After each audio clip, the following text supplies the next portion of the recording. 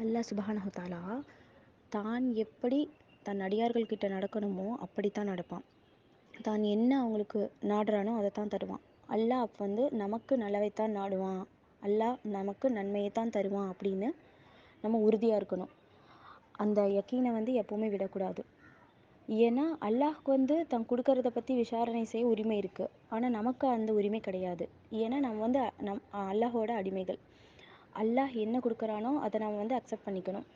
அல்லாஹுவையும் அல்லாஹுடைய தேவையையும் பொருந்தி கொள்வது தான் அந்த அல்லாஹோட அடிமைகளின் அடிமைத்தனத்தின் அடையாளம். அப்போது இந்த மாதிரி எண்ணம் யாருக்கு வரும்னா, அல்லாஹ் மேலே ஈமான் கொண்டவங்களுக்கு, அந்த உறுதி உறுதி கொஞ்சம் கூட இழக்காமல் இருக்கவங்களுக்கு தான் இந்த மாதிரி ஒரு எண்ணம் வரும்.